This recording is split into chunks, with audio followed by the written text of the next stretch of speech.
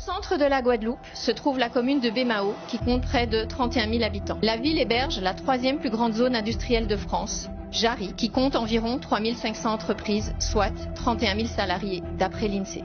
Cette étendue de 1000 hectares est en fait une forêt humide entourée de mangroves, ce qui en fait une zone particulièrement fragile selon l'Office français de la biodiversité et le Conservatoire du littoral. Néanmoins, chaque année, de nouveaux bâtiments commerciaux s'érigent sur cette zone. Pour s'assurer du respect de l'environnement sur le principe de la prévention des risques naturels prévisibles, la ville de Baie-Mahault est dotée depuis le 15 novembre 2012 d'un plan local d'urbanisme, autrement dit PLU. Celui-ci traduit à la fois le projet global d'aménagement et de développement de la ville, mais il fixe aussi les règles en matière d'aménagement et d'utilisation des sols, particulièrement dans la zone de Jarry-Welbourg.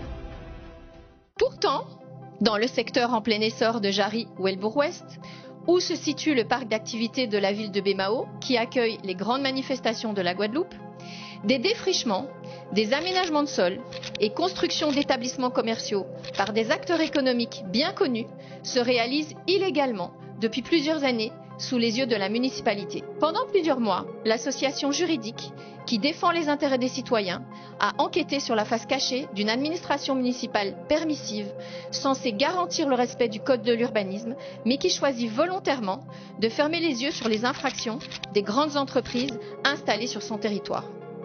Ces deux bâtiments commerciaux, en pleine construction, n'auraient jamais dû voir le jour sur une zone concernée par des risques naturels et technologiques et soumis à des études de sol préalables qui n'ont pas été réalisées. Maîtres d'ouvrage et constructeurs ont débuté les travaux sans permis d'aménager, sans permis de construire et sans être inquiétés par les services de l'urbanisme de la ville.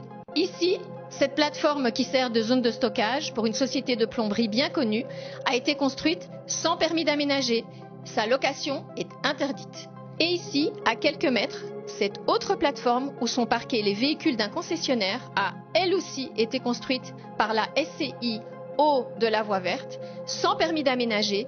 Sa location est également interdite. En continuant la visite, cette plateforme réalisée par la Société guadeloupéenne d'aménagement a été construite sans aucun permis d'aménager. Pour preuve, le 1er mars 2023, un commissaire de justice faisait le constat suivant. Interrogé sur le sujet en décembre 2022, la direction de l'urbanisme de Baie-Mahault répondra sans ambiguïté. Suite aux recherches que j'ai effectuées sur les parcelles que vous m'avez communiquées, il n'y a aucune demande sur ces parcelles à part 2 demandes de